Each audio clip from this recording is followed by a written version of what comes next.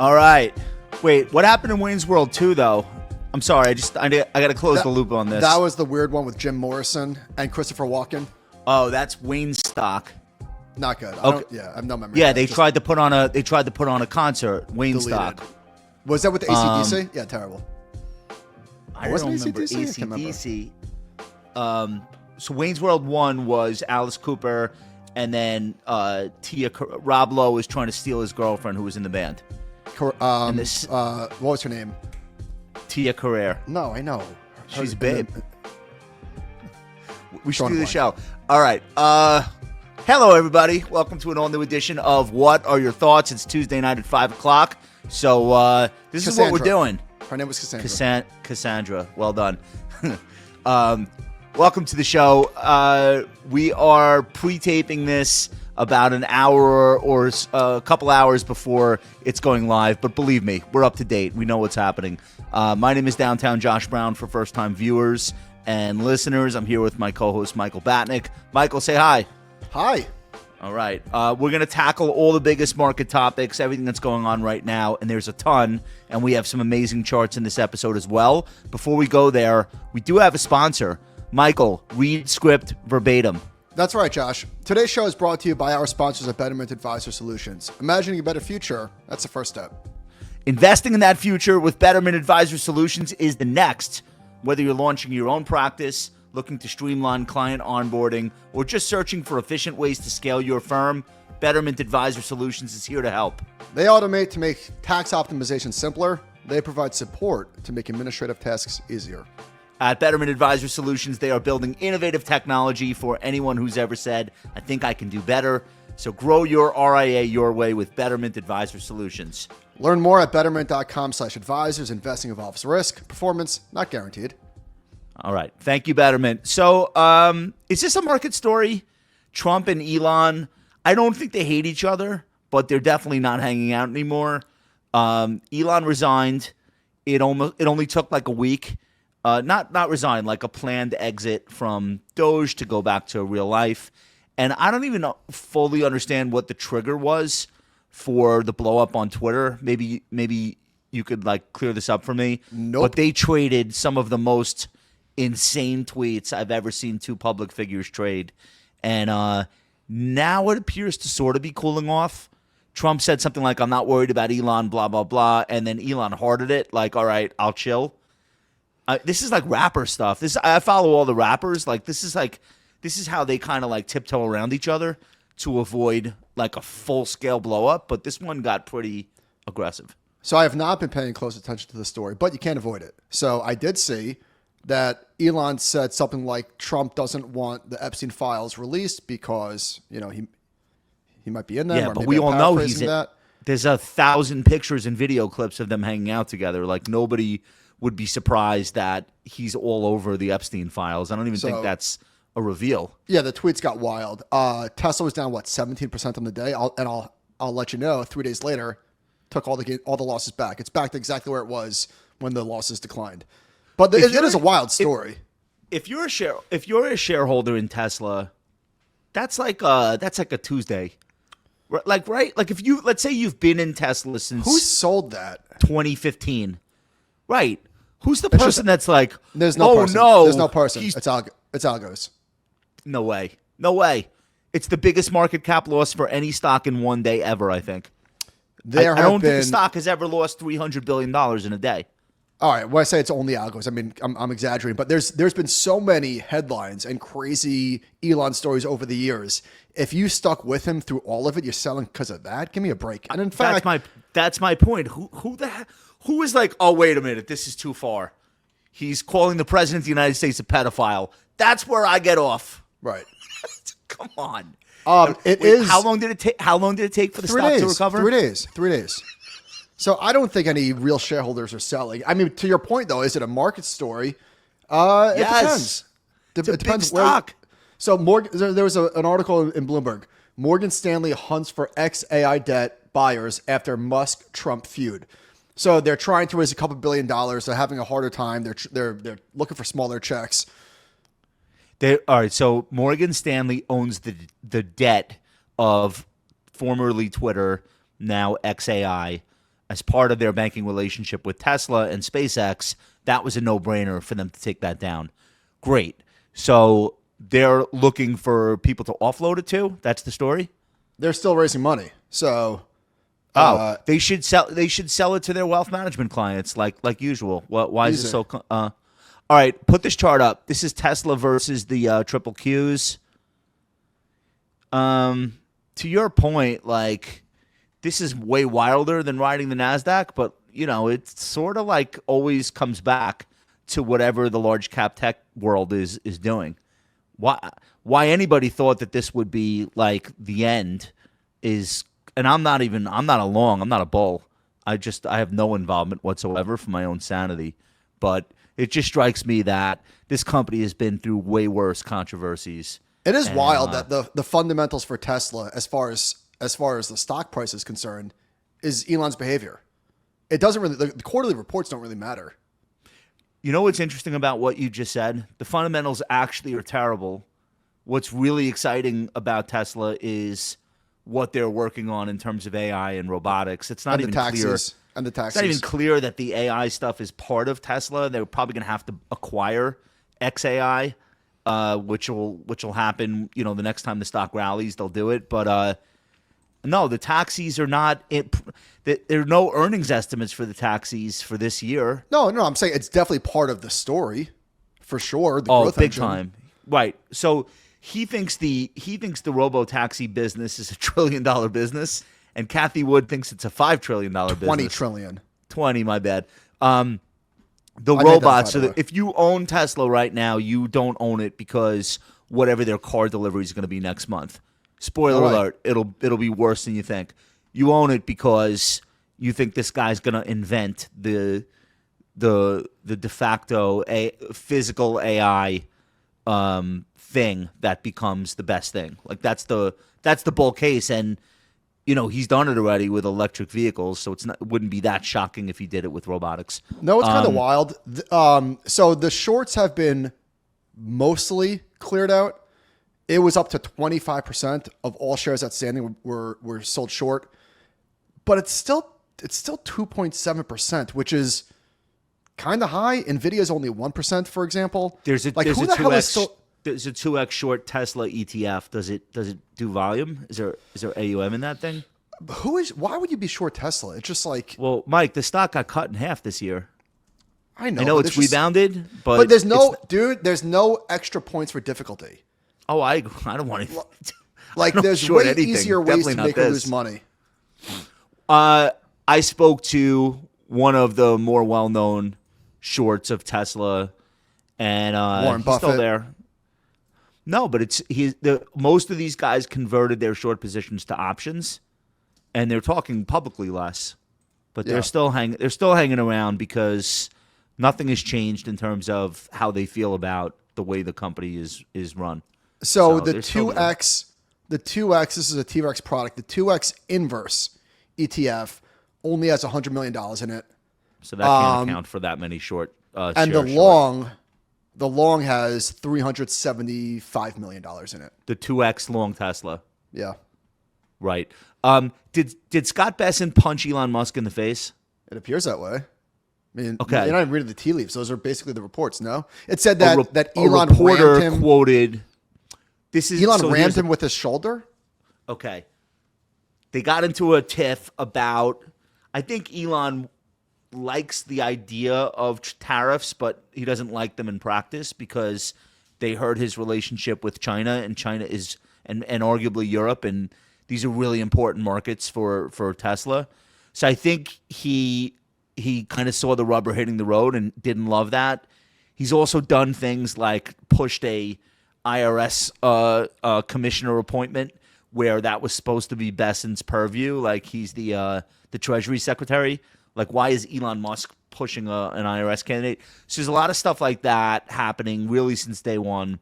And then I think if you believe Steve Bannon, which is the source of this information, if you believe Steve Bannon, there was some sort of an exchange toward the very end in the Oval where Besson said to Elon, "You're a fraud, you're a gigantic fraud," or something. And Elon walked out of the room and shouldered him. and Besson swung on him and hit him in the face. Unbelievable. I don't know if it's true. I'm just saying Well, that's what. We didn't say like the genesis. I don't know the genesis. One of the things that the straw that broke the camel's back with this relationship was the big, beautiful bill. Elon was not a fan of what was inside it. I'm guessing particularly on the EV side. Well, so Tesla lost money last quarter. Just so you understand, absent the selling of tax credits to other industrials and automobile manufacturers. So basically, because of the way the tax code is, as you sell these environmentally friendly cars, you rack up these credits, and if you don't have profits to apply the credits to, you can sell them, and it's a great business. A big part of the short story that nobody cared about. Nobody cared. This is how they make all their money, and it's enshrined in tax law, and God bless, good for them.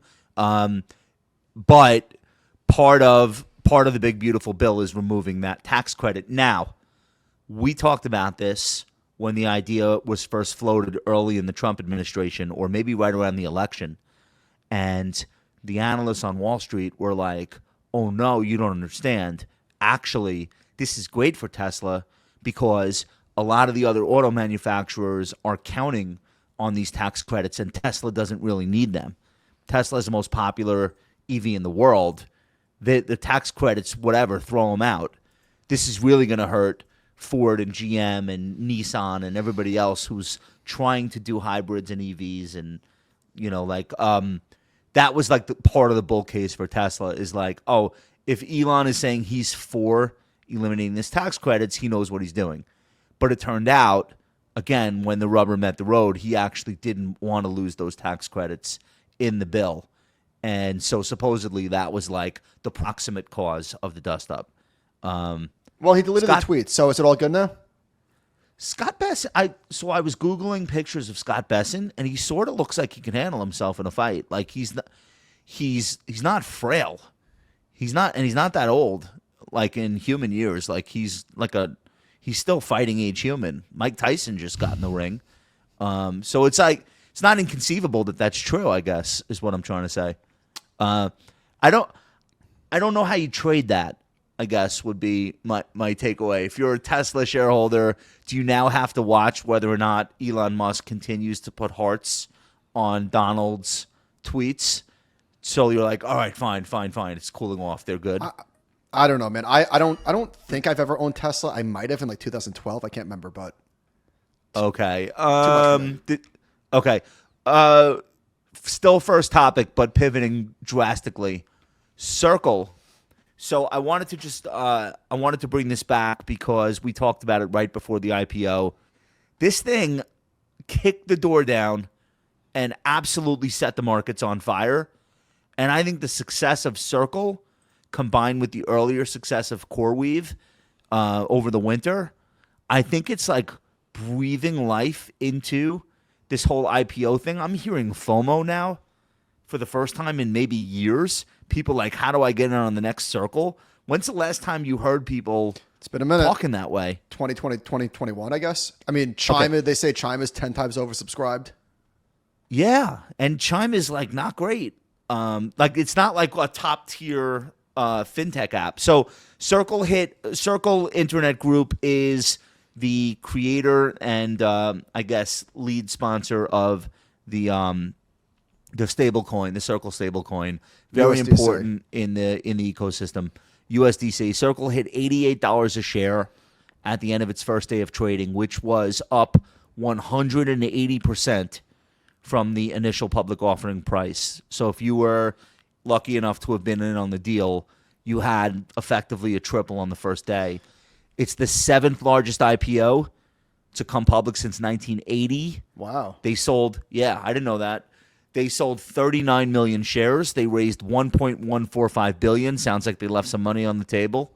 Wall Street made $67 million in underwriting fees.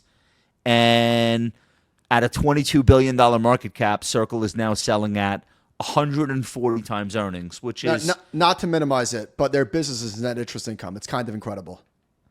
That's their business. Isn't this a 4% business? So somebody emailed us, and it was a good point that we didn't hit on the first time.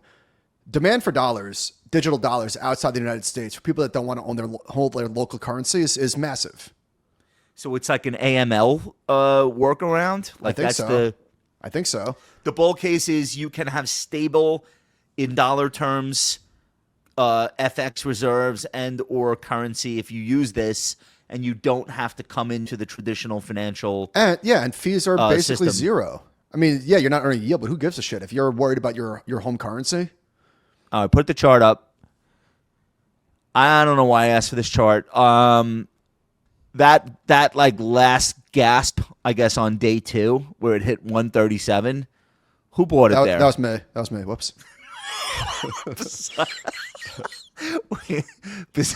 Chart off. Besides you, like that is that an ETF front running itself because this thing is about to be added to an index? I don't know how or it works. like somebody I don't know. front running an ETF. I meant, or what is the thought process happening there? No Okay, idea. one more. Apple Worldwide Developers Conference. It's, I mean, not bad, but not great. Seems like it landed with a thud. They have not made material commercial progress on AI, and that seems to have been the big takeaway from all the stuff that I read. What did you think? I didn't read anything about it. Oh, wait, we're going to play a video. This is the one thing they showed off that seemed cool.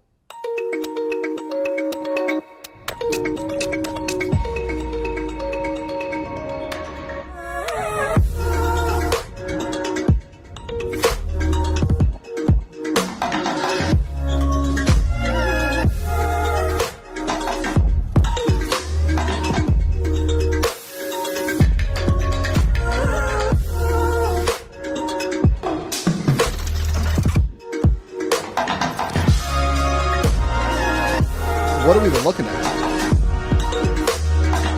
It's I don't know if we could be heard over this. What right. what was that? That is liquid glass.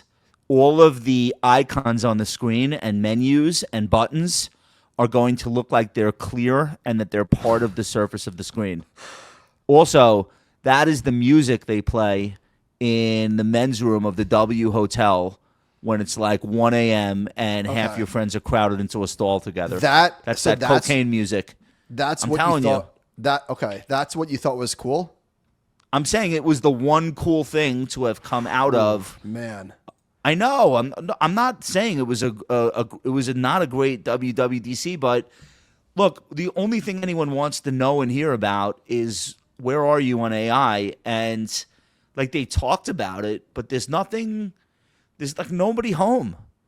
2 charts. Go. Well, let me do the comment real quick.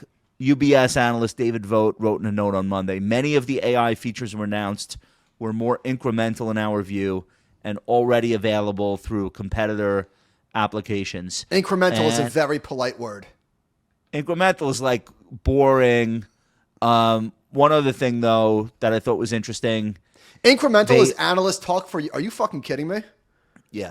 Apple also expanded its integration with OpenAI's ChatGPT, integrating its image generation capabilities into an app that previously only used Apple's technology. So they're going to use the Dolly image generator in, I think that's what that means. When a user takes a screenshot on an iPhone, a new button will send the image to ChatGPT, which can summarize blocks of text in the image or even decipher what's happening. All right, that's not terrible. All right. Language translation is sort of cool. A phone call with 2 people speaking a different language. The AI generated voice will tell you what they're saying and vice versa. All right. There's some. I mean, fine, great. It's some stuff in there. Oh, this was the most notable thing. You know how they're on iOS 18 right now, inexplicably, because like they release a new iOS and a new phone roughly every year to 18 months. So what they're going to do now instead is like cars. Every new release is going to be based on the year. So the new upgrade this September is going to be iOS 26. And then when they redo it next year, it'll be iOS 27. Okay. So they're going by the year, like 3 months ahead of time, like the auto companies do. All right. What's worse than incremental? Because that's whatever you just said. All right. No, 2 charts. incremental is damning it with faint praise, basically. John, chart on, please. This is Apple compared to the Mag 7 since the inception of the Mag 7 ETF in early 2023. Wow. It's being outperformed by a country mile, 121% for the Mag 7, 27% for Apple. Next chart, please. This is Apple divided by the Qs, and this looks tenuous. So this stock is breaking down as a ratio with the Qs, meaning like right there. the world is passing this stock by. Is that the way you would phrase it? That's exactly right, Josh. Can you put back the Mag 7 outperformance? So they launched the Mag 7 ETF in February of 23. Apple is up 27% since then.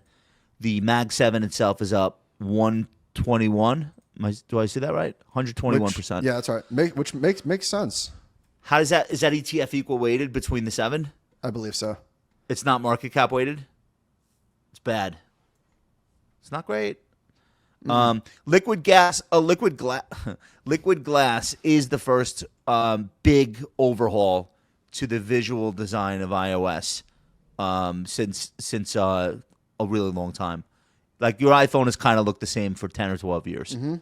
So this is, I guess, it'll be more notable once you have the upgrade than it sounds with me just describing it. All right, one more quick one for we're still on topic one. One more quick one. S-REIT. So Tata shared this internally.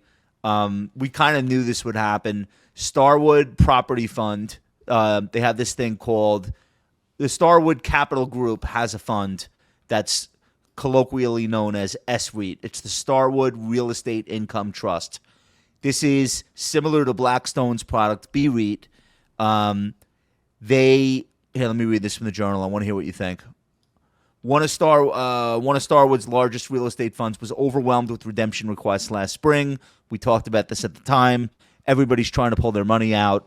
Rather than sell some of the fund's commercial property into a poor market to meet those requests, they decided to impose limits on the amount of money investors can withdraw. And again, BREIT did the same thing a couple of years earlier. There's a line of investors trying to pull $850 million out of S-REIT, according to an investment banking firm that follows this situation.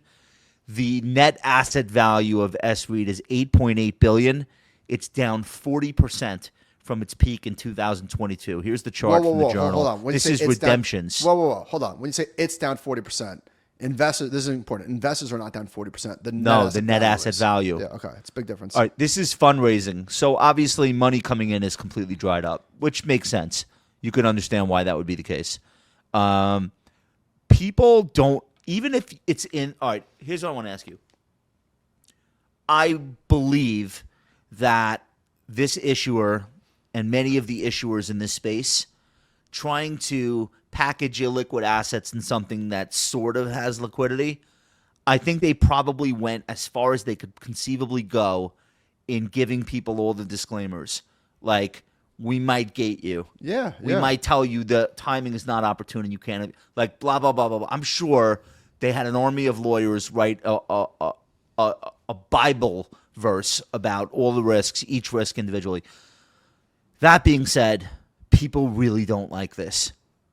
Who do you think is the most frustrated by this situation? Because my guess would be the financial advisors who put their clients into something like this. What do you think? The minimum investment size is $2,500. Yeah. So what does that tell you? You could have just a mismatch with capital versus liabilities in terms of their time horizon. Now, I understand why this is a story. It is a story. It's a big story. It's a story. But it's a lot of money trying to get out of something that they can't. It's a lot of money. It's 10% of the fund. And this is exactly what you want them to do if you are a shareholder who's not trying to get out. It's like, wait, don't fire sale my hotel because somebody wants their $2,500 back or whatever it is. And so they were able to sell what I forget what they reported, $160 million or whatever it was. So they are able to sell the most recent one that they cited in the headline article says at they a sold premium. $1.6 billion worth of property so there's buyers from out December to May. So there's buyers out there. And I get that there's frustrated people that want to get it. I just want to make the point that it's not like, and listen, commercial real estate, it's been hit hard, right? Interest rates really clobbered the commercial real estate market. We know that. Obviously, everybody knows that. And so you just have to know that these things are semi-liquid. I think the stated redemption was 5% of NAV, and Barry Sternlicht said, "Listen, we can't do it. We're gonna F over everybody else." Why would you want checks for $2,500? Well, so that's the running thing. a real estate portfolio. Like, how much is enough? Yeah. What is that meeting like? Like, Right. oh, here's how we'll raise the next $1 billion. No, it's not The even. Come on, it's smallest investors. $2,500 at a time. What are you getting? An incremental $74 million? I don't understand it. And if you're a whale, if you're somebody that regularly writes 8-9 figure checks to real So that's estate your exit funds, sign. That's your exit sign. But why would you want to be invested alongside pikers? Right. Like, it makes no sense to me. If you're a real estate investor, you tell Starwood, "Hey Barry, do me a favor. Give me a different vehicle. I don't want to be in the kiddie pool with people who are going to force you to panic sell assets. It's absurd. It's not a good situation. So this is why it's a story, Michael. Let me just share this with you. This is the Journal. The plight of Starwood investors has taken on a bigger relevance as momentum builds in Washington to ease restrictions on small investors putting money in private equity, venture capital, and hedge funds. The answer to this is not always, just more disclosure. That's not always the right answer. Yes, disclosure is great, but also, hey, maybe this isn't the best idea ever. Is another conversation. Last thing. Starwood, all but closing the withdrawal window, is also rippling through the industry and causing investors in similar funds to hesitate about putting up new money. Mm-hmm. It's a question that everybody gets. Are you going to gate like Starwood? To your earlier point, in this environment, real estate, commercial real estate, the right answer is probably to gate. If it's Absolutely. If it's gate or blow the whole portfolio out to Saudi Arabia at generational lows, gate. But then maybe come up with like a credit facility where you can give the smaller people their money back and just take on the debt yourself. They tapped it. Oh, they tried that already? Oh, yeah. They had a $1.5 billion credit line. And, all right. Listen, I'm not opposed to smaller household investors having access to real estate. I just don't know that it should be a mainstream thing. I think it's a niche market of people who should really want to do this, and it should be an even smaller list of firms that actually want to package and sell this way. I think, look, and I know we're talking about this at the worst possible time, not the best possible time, when people have huge gains. I understand that too, but it's not going great. I thought it was worth mentioning. Yeah. I pulled 7 or 8 of what I thought were the highest impact charts from Mary Meeker, legendary investor in Silicon Valley. She had a 340 slide deck on trends in artificial intelligence. And boy, is it something. So let's start here. Did you look at all 340 slides? I did. It took me quite a long time. I definitely did not. In 2019, AI was a research feature. By 2023, it was a capital expenditure line item. Microsoft Vice Chair and President Brad Smith put it well in a 425 blog post. Like electricity and other general purpose technologies in the past, AI and cloud data centers represent the next stage of industrialization. And this was her line that really made me stop and think like, oh, okay. She says, the broader dynamic is clear. Lower per unit costs are fueling higher overall spend. As inference becomes cheaper, AI gets used more. And as AI gets used more, total infrastructure and compute demand rises, dragging costs up again. The result is a flywheel of growth that puts pressure on cloud providers, chip makers, and enterprise IT budgets alike.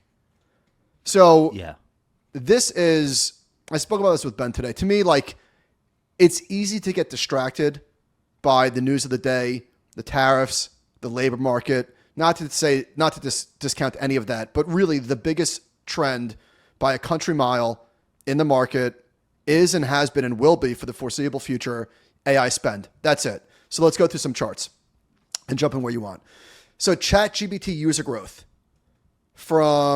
they show it from 1022 when it launched to 425, and it's up 8x in, This is outrageous. So this is user growth. They have 800 million users after 17 months. I'm sorry. We have never seen adoption of anything technological. Anything. Name whatever you want. We've never seen 1 billion people start using something inside of a year and a half. That is just great segue to the next chart. If you really stop and just think, that is breathtaking. They have a chart showing years to reach 100 million users, and we've got, of course, Netflix and Uber and Twitter and Spotify. And number one, again, nothing. There's not even a close second. I guess TikTok is fairly close. ChatGPT took 0.2 years to reach 100 million users. So just for scale, TikTok that looks like 5 months. Fortnite 6 months. Yeah. Disney Plus got there in about a year, a little over 1 year. Instagram took a little over 2 years. WhatsApp took closer to 3 or closer to 4 years. Even YouTube took 4 years to get to 100 million. People might be surprised by that. Netflix took 10 years. Yeah, I mean, go down the list. Twitter, Uber, Pinterest, LinkedIn. This is not even in the same league. This rate of adoption, it's like everybody just woke up and had the same thought pop into their head. Let me get on this thing. It really is. It really is extraordinary.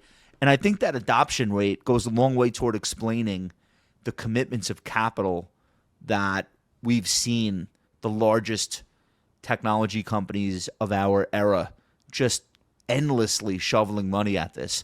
When you think about it from a user adoption standpoint, what else is there? Why wouldn't they be doing that? She shows CapEx spend at the big 6 tech companies. So this is the Mag 7 minus Tesla. And in 2022, like, holy shit, they're spending how much? We're going to hammer Meta for this. Now, it was a different story back then, but nevertheless, they were spending $125 billion. And this year, it's going to be up to almost, this is just CapEx. All right, so CapEx and R&D, it's $500 million. Just CapEx, it's over $200 billion. And it's not slowing down, it's accelerating. Next chart. This shows CapEx spend and big 6 tech companies. So it's 15% of revenue, which is the red line.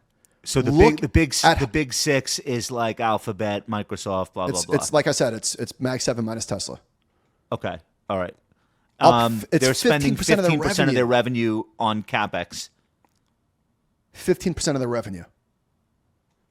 And it was 10 years ago, it was 8%. So these companies have always been big spenders on CapEx, of course, as they built out the cloud and all of the services. But like they're accelerating as they spend to build this particular service out. The next chart breaks it down by company, and there's one company in here that really caught my attention. So it's AWS, Microsoft Intelligent Cloud, Google Cloud, Oracle Cloud, IBM Cloud, and I'll stop there. There's also Alibaba and Tencent, but IBM. Look at IBM, and then look at the next chart. This is definitely on nobody's radar. IBM had been a dog. Nobody cares. Yeah. You're so a dog right. for a decade plus, and it is at an all-time high in terms of market cap, and its shares, forget about it, screaming higher. This is a massive breakout, like massive. Wow. You know what's interesting? Josh, you mentioned what? Market cap is just back to where it was in 2012. Well, they've been buying back a lot of stock because they have shrunk the float, which boosts earnings, and so the stock price is at an all-time high, but its valuation is just about to make an all-time high, but it's that's really interesting. This has definitely been a big buyback name over the last 25 years as the share price has been asleep for a lot of that time. All right, this should get your attention in terms of how expensive it is to build this stuff out and how all in these companies are. So she's showing the CapEx as a percentage of revenue at AWS, looking at the initial cloud infrastructure build out versus the AI ML infrastructure build out in terms of a percentage of revenue. And it started at 27% in 2013 and got all the way down to 4% towards the tail end of this build out in 2018. And look at that ramp. They're now spending 49% of AWS revenue on CapEx. Holy moly. So the physical part of CapEx, like the data centers, the optical connections, the energy, that's one part of the expense, chart off. But then there's another part of the expense that's actually falling. And I thought, and I think this is part of this. By the way, Mary Meeker was a technology analyst at Morgan Stanley. Just for people who don't understand why everyone's paying attention to her 340 slide deck. In 1995, Morgan Stanley was the lead underwriter of Netscape, and I wasn't yet in the business, but that was like one of the most important financial events of the 20th century. So it kicked, arguably, it was the starting gun for everything we've lived through over the last 30 years. Mary Meeker was an analyst at Morgan Stanley who they assigned to write up the first ever internet report ever published on Wall Street. And she was covering personal computers. So it kind of forced her to like really dive into the internet before there was a such thing as the internet. That's why her talking about AI is so important. Just her perspective is probably one of the most important perspectives on this stuff from anybody anywhere. So that's why we're talking about Mary Meeker, and everyone else is talking about Mary Meeker. But I wanted to talk about the cost. So people use the term inference. Inference is like, so there's training. We're training the model in order to be able to answer questions and perform all these tasks. Inference is the ongoing usage of the model. Like every day you wake up, you ask ChatGPT, how do I make chicken marsala? That's inferencing. The inferencing costs, according to Mary Meeker's work, have dropped by 99.7%. It was $10 per million tokens. Tokens are the building blocks of an AI workload. It's now $1 per million tokens. So that's a cost decline that I think is part of what you just said about as the costs fall, the usage explodes. That phenomenon is exactly what we saw happen with the original internet. Originally, it was like too expensive for companies to have servers and all this shit. Same thing with web video. The original cost of laying all that fiber to lay the groundwork for ultimately YouTube and everything we do on social media, it fell and fell and fell and fell, and the usage exploded along with it. So that's a big takeaway from her stuff from me. So what's helping propel this is that it's not being funded by consumers.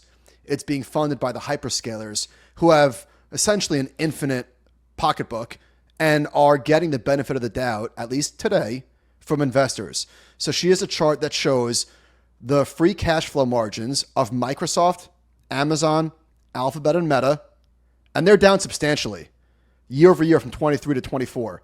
Microsoft's free cash flow margin is down 10%, Amazon down 8%, Google down 8%. Their revenue is up, of course, but the point is, normally, absent like a huge investment cycle, if this was just free cash flow margin going down because business was slowing, these stocks would be down 70%. Obviously, they're not. Investors are still behind them and still supporting the spend. And the question is, of course, how long does it last? Nobody knows. But for now, investors are giving these companies the benefit of the doubt. And this is good timing. We got a story today. So in the deck, she goes through all of these examples of companies that many people haven't heard of that have gone from zero to $1 billion to $2 billion to $5 billion in revenue, like overnight. One of them that she mentioned was a company called Scale AI, a company that I had never heard of. Data labeling and evaluation. Okay, so this company did $335 million in revenue in 2023. It more than doubled that in 2024 at $870 million.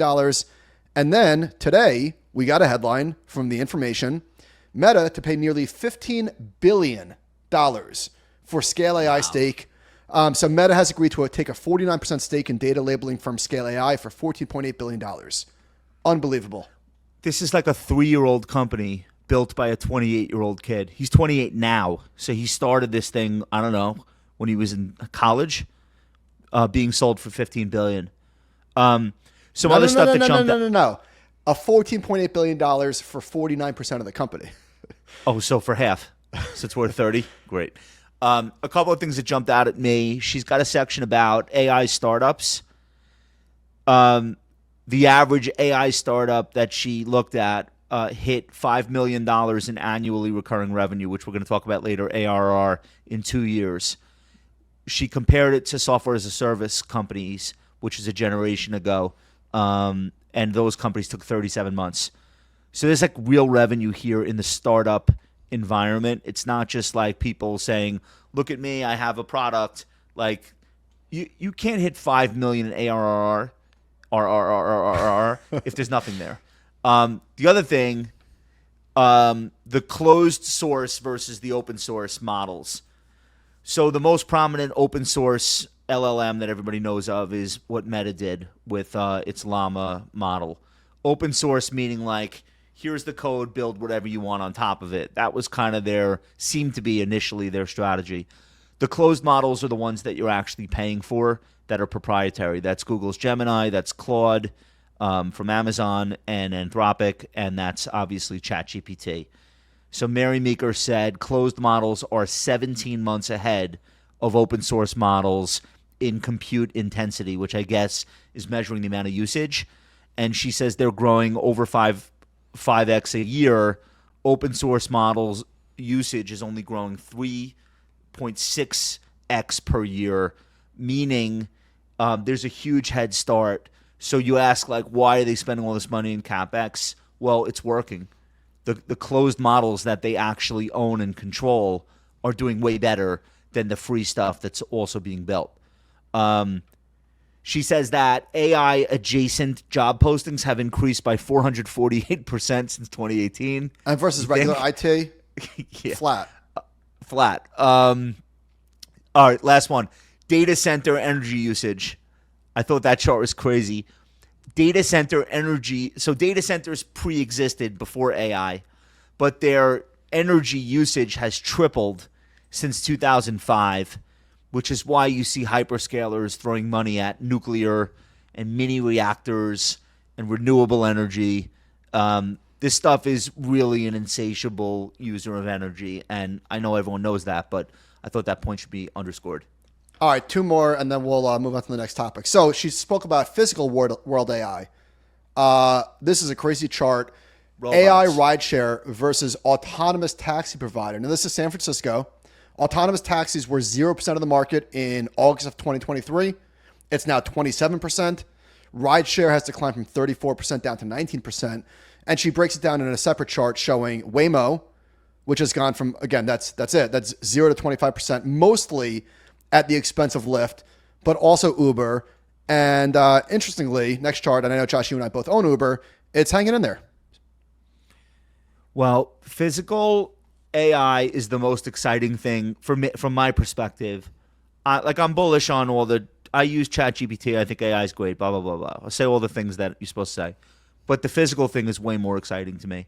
And robot delivery, I think everything should be a vending machine. I'm good with just not interacting with anyone for any reason ever again, because I am 48 years old. So I've already had every conversation I ever want to have. So that, to me, is where the puck is going from the investor standpoint in public markets. I'm surprised that we're not seeing more sex in the robotics stocks and ETFs. I know the robotics ETFs have a couple of $1 billion in them. I think those stocks are going to be way more exciting in the second half of this year than the LLM providers that, the Mag 7 names. Okay. And I'm looking at these companies all the time. So to that point, now you might say, dumbass, we're there already. We are getting a bubble. I'm convinced. Of a robotics bubble? Just an AI bubble.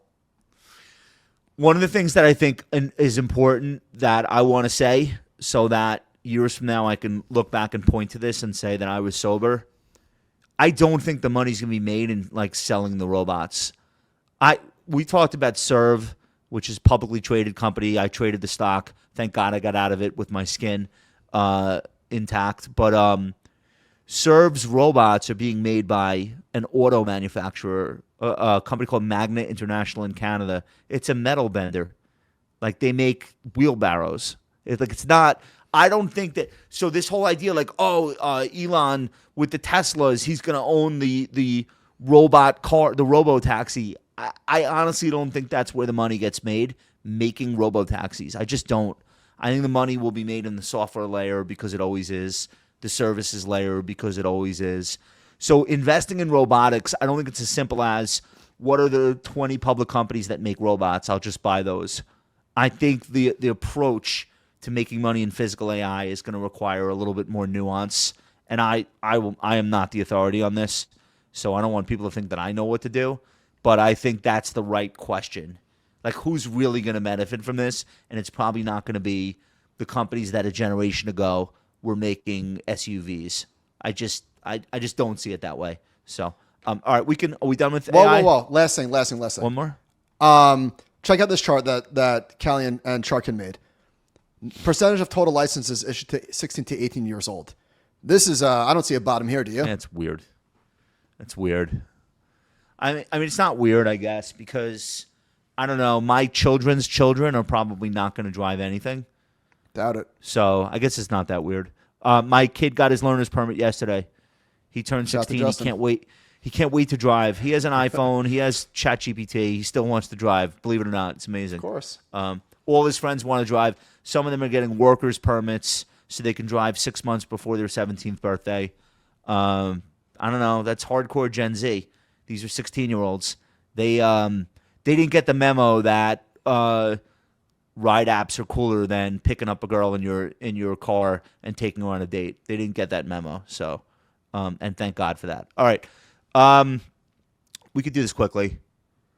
500,000 new millionaires created over the last year, according to Capgemini. It's pretty gangster, yeah? Love it. The U.S. led the world in the growth of its millionaire population, adding 562,000. There are now 7.9 million millionaire households in the United States. How many? So 7.9 million millionaires. Wow. The ultra high net worth individual population also rose by 6.2% globally. But this is all a function of the stock market, by the way. So what does ultra high net worth mean? Their classification of it. Yeah. I'm sure I'm about to come across it. Give me a second. It's either 25 million or 50 million. They say high net worth individuals now allocate 15% of their portfolios to alternatives, including cryptocurrencies. They might have the cause and effect backwards. To people that became high net worth, many of them probably because Bitcoin just went from 30,000 to 110,000. But I digress. What else did I want to tell you about this? Put this global wealth chart up.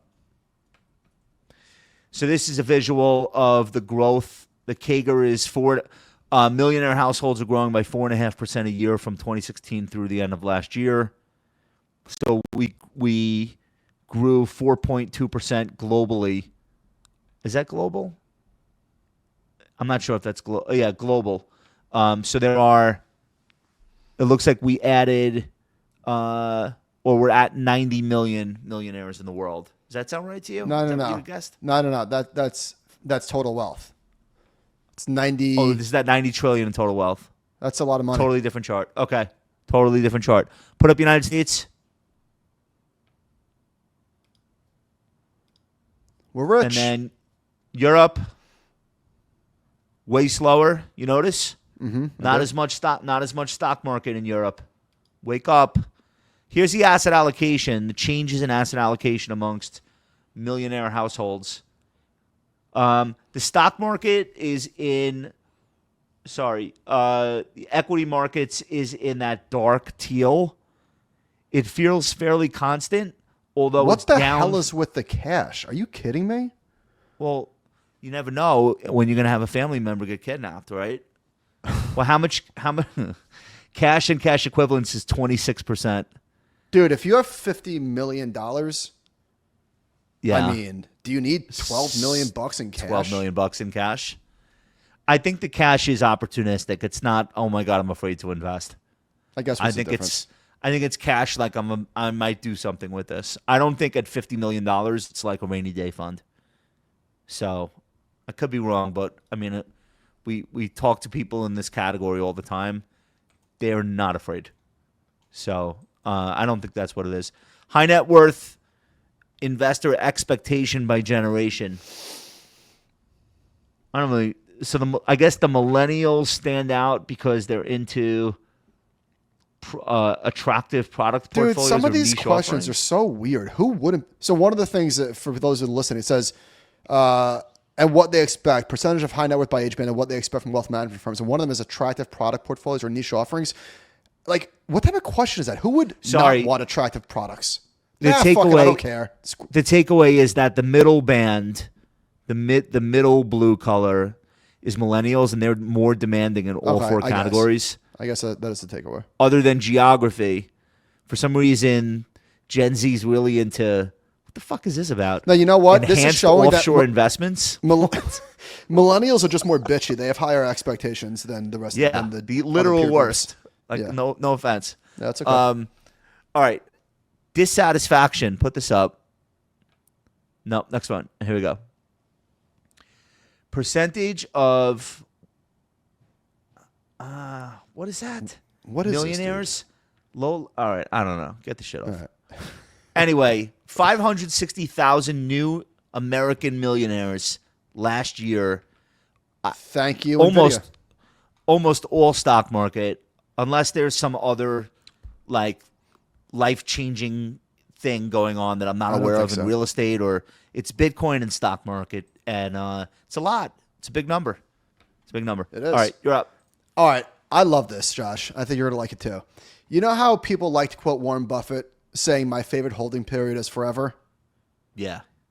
Horrible Investing strategy. Horrible investing strategy. Unless you're talking about the SPY, I agree. Yeah. Right, because I'm talking about single stock risk. Most stocks, this is a topic well trodden on this show and other shows that we do. Most stocks are garbage. Most stocks are not worth marrying.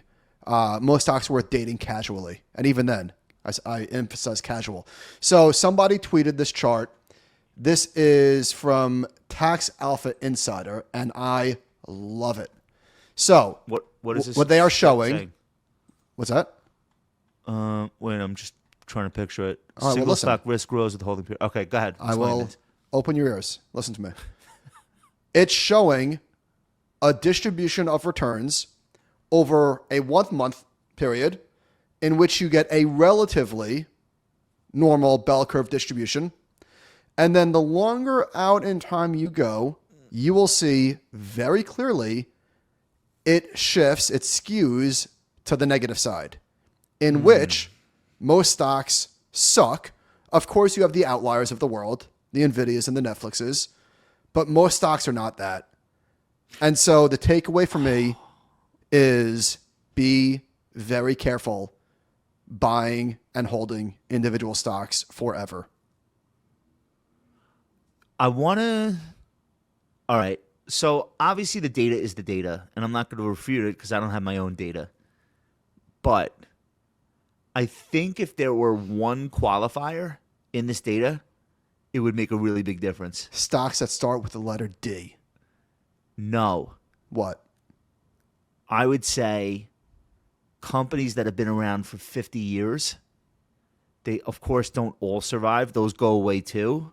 But in my opinion, that's like a proving ground that a company has survived like many different things. Wars, inflation, feast, famine, bubbles. Dude. And then What this do you Kodak. mean, no, dude? Kodak and Nike and Target and Disney and IBM and all these companies that go through long periods of time where they just suck ass, especially relative to the index. The data I'm is not the data. saying they don't have ups and downs. I'm saying Sure. they don't turn into Listen, mush. all else equal, probably I don't know if I'd rather buy a 40-year-old company or a 10-year-old company. I have no idea. You're making that up. The point is, irrefutably, most stocks, there's data on this, stink. I'm not refuting it. Okay. I'm saying if I could add a qualifier, I think that it would look different. If you just showed me that chart, but showed me companies starting in year 51. Yeah, perhaps. It would be a very small list of companies, and JP Morgan Chase and Berkshire and like a lot of companies that it made. Now, it's hindsight bias. But it's worse than that, because if you do that, then you're cutting off the right tail. If you buy and hold a stock that's been around for 51 years, you're not getting a big return. You're getting a market return. So I just look at my portfolio and I'm in these stocks forever. Like Yeah, but you're in the good ones. But that's my point. The ones that weren't good, I lost them along the way because and like what I'm left with is the distillation of like, oh, these are the best companies in the world. They won't always be, but at this moment. So long as you get the big ones right, yeah, if you had Nvidia and Uber, you can buy and hold a bunch of shit that doesn't pan out. But it's hard. Our favorite holding period is forever, but Berkshire's stock portfolio has tons of turnover. And also, you're not Warren Buffett. Tons. Just relax. Who, me? No. No. Nobody should be aspiring to. You could adopt a lot of his ways of thinking about investing without attempting to actually become him. All right, next topic. All right. I have come to the conclusion that there is no reason to invest in any business that is not currently or in the process of becoming an annual recurring revenue business. ARR, or I'm not interested. I think one of the things, and no one's really done this yet, maybe Malbasan has scratched the surface trying to make other points, but I think if you actually wanted to understand the elevated multiple of the stock market over the last 20 years and that upward drift, I've explained it using fund flows and ETF and the business model of Wall Street going from asset-based fees from commissions.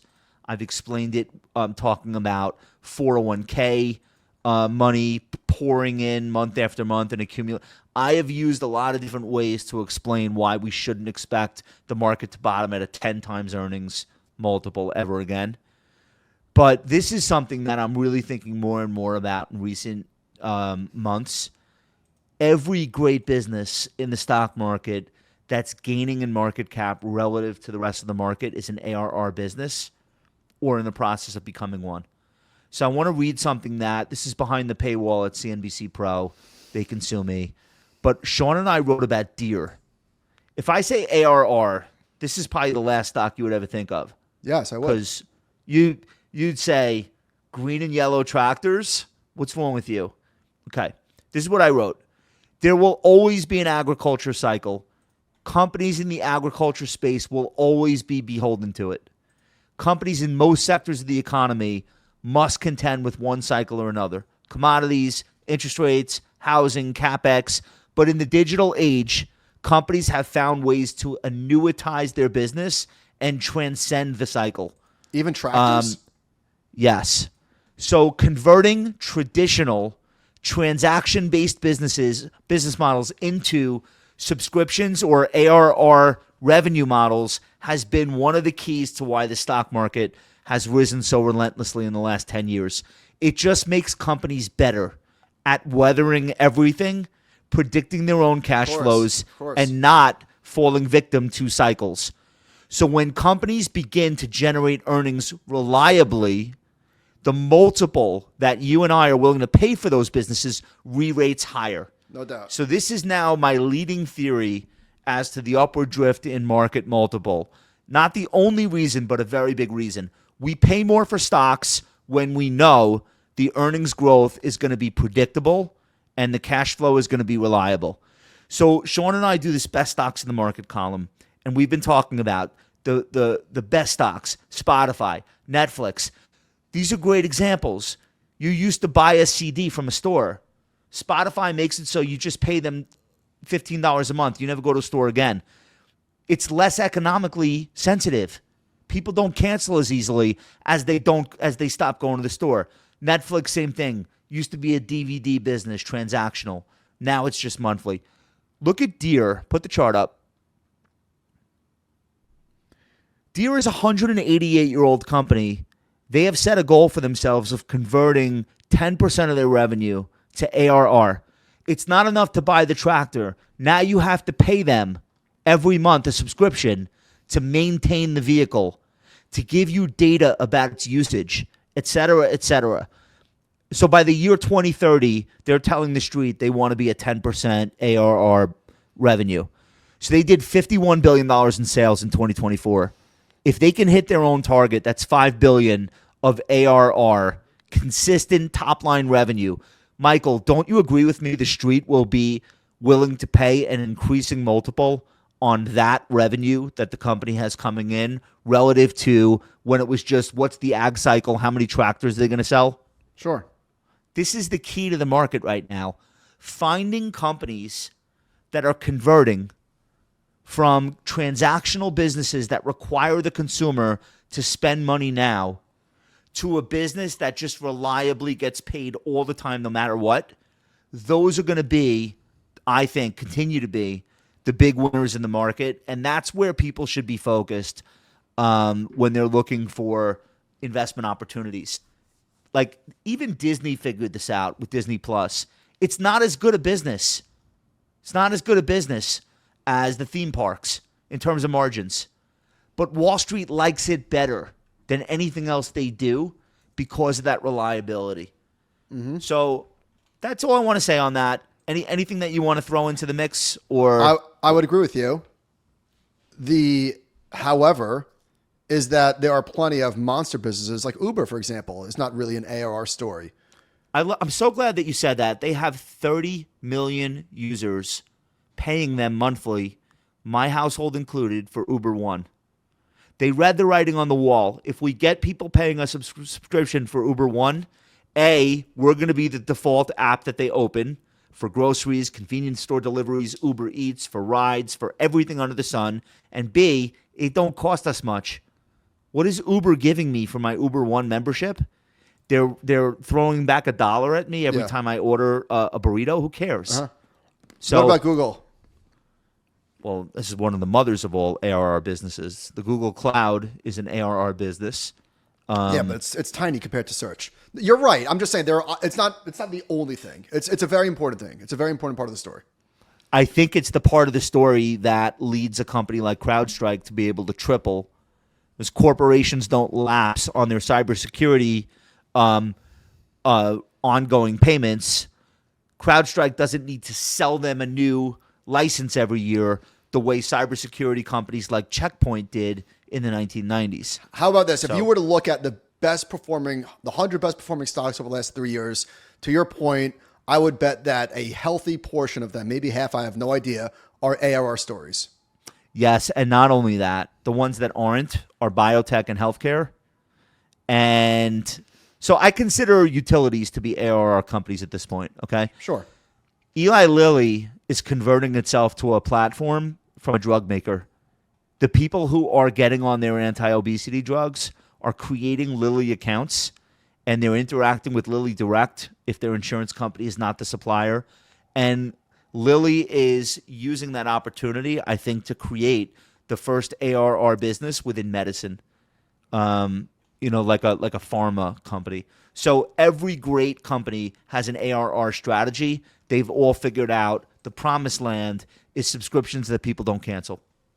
Anyway, just put that in your pipe. Well said. Put that in your pipe and chew on it. Okay, chewing. All right, so I'm going to make the case for a stock that I've owned for a little bit. It's been a serial disappointer forever, not just in recent memory, but for 25 years or so. The stock is Disney. It is on the verge of an outbreak. Chart on, please. I would say for people that are looking at this is not investment advice, but I would be careful here. It is banging up against resistance. I would much rather buy it at, I don't know, 125. I'd rather pay up for it to make sure that the dust is settled. I would expect some backing. Let it punch through on good volume. I'm with you. So the stock is getting another pop higher, although off the highs today, but whatever. On the news that it is now acquiring the rest of Hulu. It's swallowing the rest of Hulu for whatever the number. It doesn't matter. Oh, there it is. $439 million. Comcast wanted $5 billion. They brought in a third party to settle it. I think Disney paid. It doesn't matter. They swallowed it. It's theirs. They own it. Better integration into the apps. Comcast is now off to focus on Peacock, and the stock has been performing significantly better than it had been previously. So yeah, this was always going to end this way.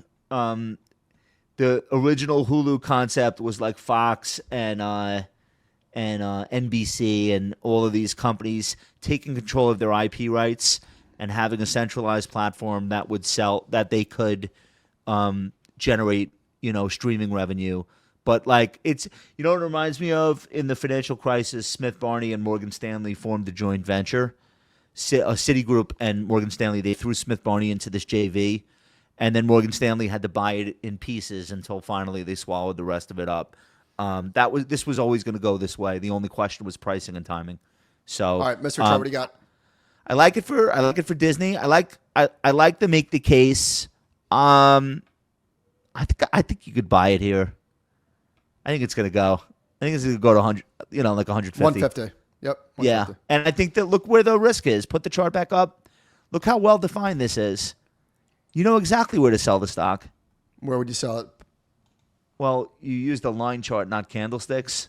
I'm guessing that's 80 or 85. Well, it depends. Where would you sell it? It all depends on your risk tolerance. That's a fair. No, but I think if it breaks below there, something has changed, and if it stays above there, I think the buyers are supporting you. Yeah. So, all right, mystery chart. The Dow component is hint number 1. Hint number 2 is similar to Disney, iconic American brands. Yeah, I think I know it. Would you like to solve the puzzle? I'll take one more clue. I don't want to be arrogant. Okay. Is it in the based in Illinois? Oh. Ooh. Oh. Okay. Is it McDonald's? Very good. Look at you. Look at you. Round of applause. Well done, sir. How did you know? Thank you. I've been looking at Did Illinois tip it or? No. I was going to guess. I've been looking at the stock. Okay. Don't buy it. I'm not. Actually, there were some negative headlines today that I saw Carl tweeting about. That's why it's today's mystery chart. McDonald's was hit with a double downgrade. That's when they go from buy to sell and don't stop at neutral in the middle. Redburn Atlantic cited softening traffic trends tied to weight loss drugs, which may become a stiffer headwind over time. This is a stock that's, I don't know if it's in a full-blown correction from its recent high, but it does not look like a lot of other big stocks right now. There's a great chart that I'm looking at from, you mentioned Redbird Atlantic. It shows the burger category, U.S. same-store sales growth, and it shows McDonald's, Jack in the Box, Burger King, and Wendy's, and they're all negative. So they said McDonald's has benefited during periods of heightened value sensitivity, but this time may be different. Core value perception appears to be increasingly challenged. Its historical defensive status may no longer hold. It's not defensive. It's very expensive to eat at a McDonald's, and they're battling for these snack hours with Starbucks, and they're battling over breakfast. And it's I don't know that it's as defensive as it used to be. Yeah. I have a longer term chart though. I'll just show you. Do we have that second? I mean, so relax. Yeah. This has just been an extraordinary stock for the last 10 years. Or I wanted counterpoint, to put this sell-off in context. Or don't relax because it has performed historically well and could very easily go a lot lower. If you throw a 50-week moving average on that chart, which I didn't do, I think you're staying long. I think you want to stay long if you're a longer-term investor. Credit to Redburn. I love downgrades when the stock is near an all-time high and you think the story has fundamentally changed. Like, don't give me a downgrade when it's down 60%. Well, same-store sales were not great. Loop Capital downgraded it on Friday. Morgan Stanley downgraded it last week also to equal weight. Morgan Stanley said eroding pricing power suggests it's not a great defensive play. Low-income customers face a financial squeeze. So they're all sort of saying the same thing. And, it's got that headline risk. One that, I don't know what percentage of the population is going to be on Ozempic next month. I assume it'll be higher than the percent of the population this month. Yep. So that story's not dying. All right, that's it from us. I want to thank everybody for tuning in. Thank you guys so much in podcast land for listening. Let me just remind you guys, go check out Betterment Advisor Solutions if you work in the business. Tomorrow is Wednesday. You guys have a new Animal Spirits coming out? Heck yes, we do. Heck yes. Make sure you check that out, and we'll be back at the end of the week with an all-new Compound and Friends with a very special guest. Thanks again, guys. Have a great night, great day. We'll talk to you soon.